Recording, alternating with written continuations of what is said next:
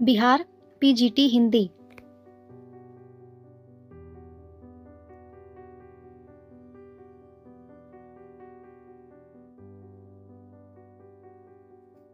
Part 1 Language. There are 30 or 31 days in ... month. A. My father is ... engineer in the water works department. N. Which of the following is a part of bedroom? More than one of the above. Which of the following is a part of a room?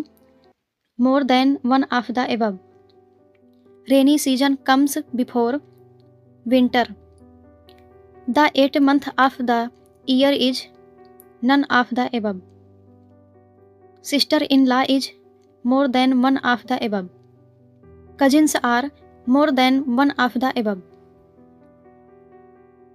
चांदी शब्द में कौन सी संज्ञा है? द्रव्यवाचक संज्ञा। निम्नलिखित शब्दों में से कौन सा एक वचन है? छाया। हिंदी शब्दकोश में छा का क्रम किस वर्ण के बाद आता है? का के पश्चात। जिसकी यह पुस्तक है उसे लौटा दो इस वाक्य में कौन सा सर्वनाम है? संबंधवाचक। विशेषण का प्रमुख भेद कौन सा नहीं है? असार्वनामिक विशेषण। निम्नलिखित में से कौन सा अशुद्ध शब्द है? विभत्स। निम्नलिखित में से कौन सा शुद्ध वर्तनी वाला शब्द है? क्षत्रिय। निम्नलिखित में से कौन सा तत्सम शब्द है? स्नेह। निम्नलिखित में से कौन सा शब्द विदेशी है? चाय। रचना के आधार पर जिन शब्दों के खंड सार्थक न हों उन्हें कौन सा शब्द कहा जाता है? रूढ़। निम्नलिखित में से कौन सा वाक्य में अकर्मक क्रिया है? बालिका लजाती है। निम्नलिखित में से कौन सा देशज शब्द है? परवल। निम्नलिखित में से कौन सा शब्द रूढ़ शब्द नहीं है? उपर्युक्त में से एक से अधिक। खारिज किस भाषा का शब्द है? अरबी। अशुद्ध और शुद्ध वर्तनी का कौन सा युग्म सही नहीं है? उपर्युक्त में से कोई नहीं। उसका भविष्य उज्ज्वल है। इस वाक्य में रेखांकित शब्द की शुद्ध वर्तनी कौन सी है? उज्ज्वल। एक छोटी आकृति का चमकीला वर्ग जो स्क्रीन पर किसी चिन्ह की स्थिति को स्पष्ट करता है उसे क्या कहते हैं? कर्सर। कुरुक्षेत्र के लेखक का क्या नाम है? उपर्युक्त में से कोई नहीं। जसोदा हरि पालने झुलावें, हल रामें दुलराई मलहावें, जोई सोई कछुगावें। उक्त पंक्तियों में कौन सा रस है? वात्सल्य। हिंदी भाषा के उद्भव का काल माना जाता है 1000 ईस्वी। भारतीय काव्यशास्त्र में क्षमाशील, गंभीर, स्थिर चित्त, स्वाभिमानी एवं दृढ़ प्रतिज्ञ नायक को कहा जाता है धीरोदात्त।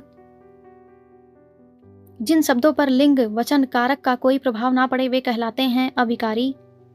Part 2 general studies. एक आयताकार हाल के फर्श की परिधि 250 मीटर है। यदि 10 रुपये प्रति वर्ग मीटर की दर से चारों दीवारों को पेंट करने की लागत 15,000 है तो हाल की ऊंचाई है 6 मीटर। निम्नलिखित में से कौन सा कथन सत्य नहीं है? प्रत्येक पूर्णांक एक पूर्ण संख्या है। 7 क्रमागत संख्याओं का औसत 20 है। इसमें सबसे बड़ी संख्या है 23। समीकरण ax² + bx + c = 0 के दो भिन्न वास्तविक मूल्य होंगे यदि b² - 4ac > 0।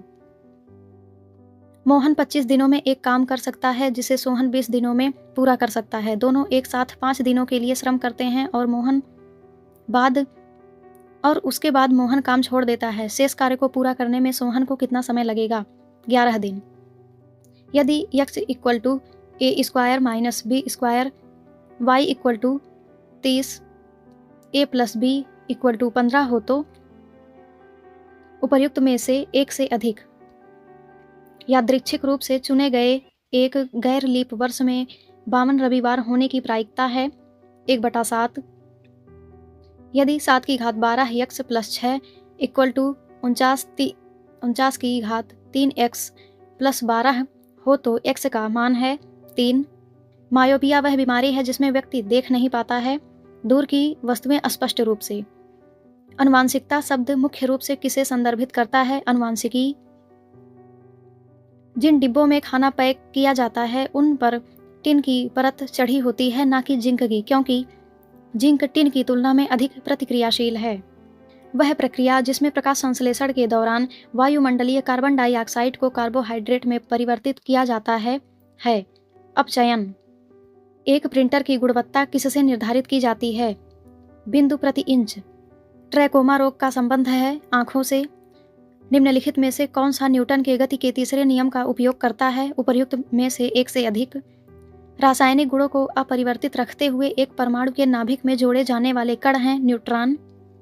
एलन मस्क द्वारा सिग्नेचर ब्लू बर्ड लोगो को बदलकर एक्स लोगों की घोषणा करने से पहले 2012 में अपने अंतिम संस्करण में ट्विटर के प्रतिष्ठित बर्ड के निर्माता के रूप में किसे माना जाता है? मार्टिन ग्राशर। इस वर्ष रिलीज हुई उच्च अवधारणा विज्ञान के बारे में प्रसिद्ध फिल्म ओपेनहाइमर के निर्देशक कौन हैं? Christopher Nolan. निम्नलिखित में से किसने राष्ट्रमंडल खेलों के 2026 संस्करण की मेजबानी से इसके आयोजन पर भारी अनुमानित व्यय के कारण अपना नाम वापस ले लिया है? Victoria, Australia. हाल ही में बने विपक्षी राजनीतिक दलों के गठबंधन INDIA का पूर्ण रूप क्या है? Indian National Developmental Inclusive Alliance. अगस्त 2023 में जब चंद्रयान-2 चंद्र ऑर्बिटर ने चंद्रयान-3 के लैंडर मॉड्यूल से संपर्क स्थापित किया तो उसने उसे क्या संदेश भेजा था? वेलकम बडी। 1989 में लोकतंत्र समर्थक आंदोलन को कुचलने वाले चीन के पूर्व राष्ट्रपति का नाम लिखिए। जियांग जेमिन। आयरलैंड के प्रधानमंत्री के रूप में दूसरे कार्यकाल के लिए किसे चुना गया है? लियो वराडकर। भारत में आयोजित G20 शिखर सम्मेलन में अफ्रीकी संघ को अस्थायी सदस्य बनाया गया। अफ्रीकी संघ के अध्यक्ष कौन हैं? Azali Assoumani. भौगोलिक क्षेत्रफल के अनुसार भारत की निम्नलिखित भौतिक इकाइयों को आरोही क्रम में व्यवस्थित कीजिए। 1 केंद्रीय उच्च भाग, 2 महान मैदान, 3 तटीय मैदान, 4 उत्तरी पर्वत। नीचे दिए गए कूट का प्रयोग कर सही उत्तर चुनिए। सही उत्तर है A। निम्नलिखित श्रेणियों को उत्तर से दक्षिण की ओर क्रम में व्यवस्थित कीजिए। 1 लद्दाख, 2 कराकोरम, 3 पीरपंजाल, 4 जांस्कर। नीचे दिए गए कूट का प्रयोग कर सही उत्तर चुनिए। सही उत्तर है B। भारत में मानसून सीजन में अधिकांश चक्रवातों की उत्पत्ति होती है 4 डिग्री उत्तर और 15 डिग्री उत्तर अक्षांश के मध्य। निम्नलिखित क्षेत्रों में से कौन सा भूस्खलन प्रवृत्त नहीं है? पूर्वी घाट। निम्नलिखित में से भारत का कौन सा तट उग्र उष्णकटिबंधीय चक्रवातों से सबसे अधिक प्रभावित है? कोरोमंडल। जब बहता पानी चिकनी मिट्टी को काटता है और गहरे चैनल बनाता है तो क्या होता है? गली कटाव। निम्नलिखित में से कहां अक्टूबर और नवंबर के महीने में भारी वर्षा होती है? कोरोमंडल तट। फलों एवं सब्जियों की खेती कहलाती है बागवानी। बिहार में 1857 की क्रांति के दौरान पटना, आरा और शाहाबाद जिलों में किसने नेतृत्व प्रदान किया? कुंवर सिंह। बंगाल का विभाजन प्रभावी हुआ 16 अक्टूबर 1905 को। बंबई में कांग्रेस द्वारा भारत छोड़ो प्रस्ताव पास किया गया 8 अगस्त 1942 को। अंग्रेजों ने भारत पर लंबे समय तक राज्य कैसे किया? बांटो और राज करो की नीति के कारण। निम्नलिखित में से किस तिथि को रानी विक्टोरिया की उद्घोषणा जारी हुई? 1 नवंबर 1858। निम्नलिखित में से कौन सा सही कथन है? उपर्युक्त में से एक से अधिक।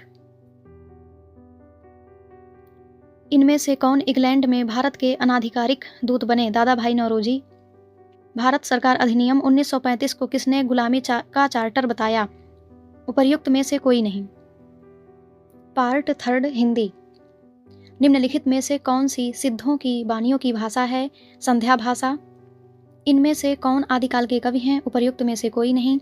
इनमें से कौन आकाशदीप कहानी के रचयिता हैं? जयशंकर प्रसाद। इनमें से कौन लॉर्ड कर्जन के शासन पर करारे आघात करने वाले लेखक हैं? बाल मुकुंद गुप्त। इन सिद्ध कवियों में से कौन सर्वप्रथम माने जाते हैं? सरहपा। इनमें से कौन राम काव्य परंपरा के कवि हैं? उपर्युक्त में से एक से अधिक। निम्नलिखित में से कौन सी अज्ञेय विरचित कहानी है? विपथगा। इनमें से विद्यापति के पिता का नाम क्या है? उपर्युक्त में से कोई नहीं।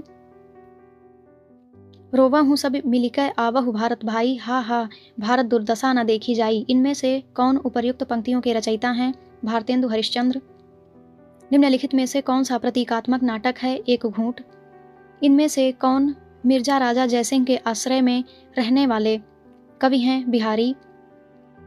निम्नलिखित में से जगनिक किस काल के कवि हैं? आदिकाल। बीती विभावरी जागरी, अंबर पनघट में डुबो रही, तारा घट ऊषा नागरी। इनमें से कौन उपर्युक्त पंक्तियों के रचयिता हैं? जयशंकर प्रसाद। इनमें से कौन भारत भारती काव्य के रचयिता हैं? उपर्युक्त में से कोई नहीं। इनमें से कौन गौ घाट पर निवास करने वाले कवि हैं? सूरदास। इनमें से कौन नाथ पंथ के से संबंधित कवि हैं? उपर्युक्त में से एक से अधिक। इनमें से कौन अकविता आंदोलन से संबंधित हैं? उपर्युक्त में से एक से अधिक। इनमें से कौन अष्टछाप के संस्थापक हैं? विट्ठलनाथ। इनमें से कौन प्रयोगवादी कवि हैं? अज्ञेय। निम्नलिखित में से कौन सा फणीश्वर नाथ रेणु विरचित उपन्यास है? उपर्युक्त में से एक से अधिक। निर्देश प्रश्न संख्या 91 से 100 तक। निम्नलिखित गद्यांश को ध्यानपूर्वक पढ़िए और पूछे गए प्रश्नों के सही विकल्प चुनकर उत्तर पत्रक में चिन्हित कीजिए। साहित्योन्नति के साधनों में पुस्तकालयों का स्थान अत्यंत महत्वपूर्ण है। इनके द्वारा साहित्य के जीवन की रक्षा, पुष्टि और अभिवृद्धि होती है। पुस्तकालय सभ्यता के इतिहास का जीता जागता गवाह है। इसी के बल पर वर्तमान भारत को अपने अतीत गौरव पर गर्व है। पुस्तकालय भारत के लिए कोई नई वस्तु नहीं है। लिपि के आविष्कार से आज तक लोग निरंतर पुस्तकों का संग्रह करते रहे हैं। पहले देवालय, विद्यालय और नृपालय इन संग्रहों के प्रमुख स्थान होते थे। इनके अतिरिक्त विद्वानजनों के अपने निजी पुस्तकालय भी होते थे। मुद्रण कला के आविष्कार से पूर्व पुस्तकों का संग्रह करना आजकल की तरह सरल बात न थी। आजकल साधारण स्थिति के पुस्तकालय में जितनी संपत्ति लगती है, उतनी उन दिनों कभी कभी एक एक पुस्तक की तैयारी में लग जाया करती थी। भारत के पुस्तकालय संसार भर में अपना सानी नहीं रखते थे।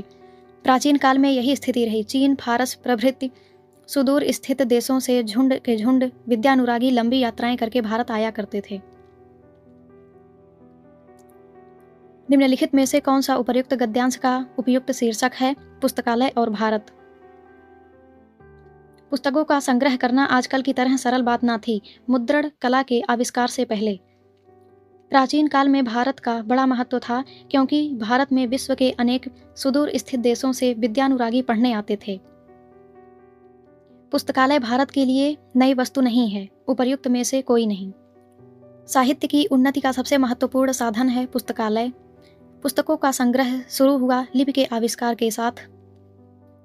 सभ्यता के इतिहास का जीता जागता साक्ष्य है पुस्तकालय। पुस्तकालय के आने से पहले पुस्तकों का संग्रह होता था। उपर्युक्त में से एक से अधिक। निम्नलिखित में से कौन सा पुस्तकालय का विकास के कारण है? मुद्रण कला का आविष्कार। भारत को अपने अतीत पर गर्व है पुस्तकालय के बल पर। निर्देश प्रश्न संख्या 101 से 110 तक। निम्नलिखित गद्यांश को ध्यानपूर्वक पढ़िए और पूछे गए प्रश्नों के सही विकल्प चुनकर उत्तर पत्रक में चिन्हित कीजिए। इस संसार में धन ही सब कुछ नहीं है। धन की पूजा तो बहुत कम जगहों में होती देखी गई है। संसार का इतिहास उठाकर देखिए और उदाहरण ढूंढ ढूंढ कर सामने रखिए तो आपको विदित हो जाएगा कि जिनकी हम उपासना करते हैं, जिनके लिए हम आंखें बिछाने को तैयार रहते हैं, जिनकी स्मृति तरोताजा रखने के लिए हम अनेक तरह के स्मारक चिन्ह बनाकर खड़े करते हैं, उन्होंने रुपया कमाने में अपना समय नहीं बिताया था, बल्कि उन्होंने कुछ ऐसे काम किए थे जिनकी महत्ता हम रुपये से भी अधिक मूल्यवान समझते हैं। जिन लोगों के जीवन का उद्देश्य केवल रुपया बटोरना है, उनकी प्रतिष्ठा कम हुई है। अधिकांश अवस्थाओं में उन्हें किसी ने पूछा तक नहीं।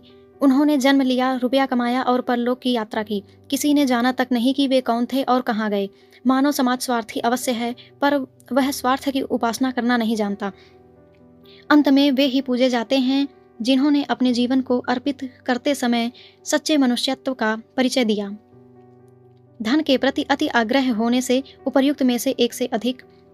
जीवन को अर्पित करने का अर्थ है जीवन को जन कल्याण के कार्य में लगाना। कौन जन्म लेता है, रुपया कमाता है और मर जाता है? जिसके जीवन का उद्देश्य धन संग्रह होता है, अंत में वही पूजा जाता है। उपर्युक्त में से कोई नहीं। संसार में उन्हीं की उपासना होती है जो जीवन को अर्पित कर सच्चे मनुष्यत्व का उदाहरण बनते हैं। धन लोलुप व्यक्ति समाज में। उपर्युक्त में से एक से अधिक। निम्नलिखित में से कौन सा धन से श्रेष्ठ है? उपर्युक्त में से एक से अधिक। सच्चे मनुष्यत्व का उद्देश्य है जीवन को दूसरे के कल्याण में अर्पित करना। मानव समाज स्वार्थी है। उपर्युक्त में से एक से अधिक। उपर्युक्त गद्यांश के अनुसार निम्नलिखित में से कौन सा सत्य है? उपर्युक्त में से कोई नहीं। निम्नलिखित में से कौन सी भाववाचक संज्ञा है? सामीप्य। निम्नलिखित में से कौन सा गुणवाचक विशेषण है? उपर्युक्त में से कोई नहीं। निम्नलिखित में से कौन सा द्वंद्व समास का उदाहरण है? ऋषि मुनि। निम्नलिखित में से कौन सी व्यक्तिवाचक संज्ञा है? उपर्युक्त में से कोई नहीं। निम्नलिखित में से कौन सी सकर्मक क्रिया है? उपर्युक्त में से एक से अधिक। निम्नलिखित में से कौन सी समास की परिभाषा है? समास में दो या दो से अधिक पदों का संयोग होता है। निम्नलिखित में से कौन सा अव्यय है? उपर्युक्त में से एक से अधिक। निम्नलिखित में से कौन सा निश्चयवाचक सर्वनाम है? यह। निम्नलिखित में से कौन सा पुल्लिंग शब्द है? स्पर्श। कर्ता कारक के ने चिन्ह का प्रयोग नहीं होता है। उपर्युक्त में से एक से अधिक। निम्नलिखित में से कौन सा शुद्ध शब्द है? उपर्युक्त में से कोई नहीं। निम्नलिखित में से कौन सी अकर्मक क्रिया है? सोना। निम्नलिखित में से कौन सी संधि की परिभाषा है? उपर्युक्त में से कोई नहीं। निम्नलिखित में से किसमें कर्ता कारक के ने चिन्ह का प्रयोग होता है? उपर्युक्त में से एक से अधिक। निम्नलिखित में से कौन सा बहुवचन शब्द है? प्राण। निम्नलिखित में से कौन सा क्रिया विशेषण है? उपर्युक्त में से कोई नहीं। निम्नलिखित में से कौन सा दीर्घ स्वर संधि का उदाहरण है? उपर्युक्त में से कोई नहीं। निम्नलिखित में से कौन सा बहुवचन शब्द है? उपर्युक्त में से एक से अधिक। निम्नलिखित में से कौन सा शुद्ध शब्द है? उपर्युक्त में से एक से अधिक। निम्नलिखित में से कौन सी समूहवाचक संज्ञा है? उपर्युक्त में से एक से अधिक। निम्नलिखित में से कौन सा शुद्ध वाक्य है? एक गाय, दो घोड़े और एक बकरी मैदान में चर रही हैं। निम्नलिखित में से कौन सा बहुवचन शब्द है? उपर्युक्त में से एक से अधिक। निम्नलिखित में से कौन सा पुल्लिंग शब्द है? उपर्युक्त में से कोई नहीं। निम्नलिखित में से कौन सा अशुद्ध शब्द है? पूज्यनीय। निम्नलिखित में से कौन सा अव्ययी भाव समास का उदाहरण है? उपर्युक्त में से एक से अधिक। निम्नलिखित में से कौन सा अशुद्ध वाक्य है? कई रेलवे के कर्मचारियों की गिरफ्तारी हुई। निम्नलिखित में से किसमें संप्रदान कारक के चिन्ह का प्रयोग हुआ है? उसने लड़के को मिठाइयाँ दी। निम्नलिखित में से कौन सी जातिवाचक संज्ञा है? नदी। निम्नलिखित में से किसमें संबंध कारक के चिन्ह का प्रयोग हुआ है? चांदी की थाली। निम्नलिखित में से कौन सा मध्यम पुरुष सर्वनाम है? तुम। जो दूसरे के स्थान पर अस्थायी रूप से काम करे। अनेक शब्दों के लिए एक शब्द है स्थानापन्न। निम्नलिखित में से कौन सा मेघ शब्द का पर्यायवाची शब्द है? उपर्युक्त में से एक से अधिक। निम्नलिखित में से कौन सा अवनत शब्द का विपरीतार्थक शब्द है? उन्नत। दौड़ धूप करना मुहावरे का अर्थ है बड़ी कोशिश करना। किसी काम में दूसरे से बढ़ने की इच्छा या उद्योग। अनेक शब्दों के लिए एक शब्द है स्पर्धा। निम्नलिखित में से कौन सा जल शब्द का पर्यायवाची है? उदक। खाक छानना मुहावरे का अर्थ है। उपर्युक्त में से कोई नहीं। निम्नलिखित में से कौन सा कृत्रिम शब्द का विपरीतार्थक शब्द है? प्रकृत। चिराग तले अंधेरा लोकोक्ति का अर्थ है अपनी बुराई नहीं दिखती। निम्नलिखित में से कौन सा शुष्क शब्द का विपरीतार्थक शब्द है? आर्द्र।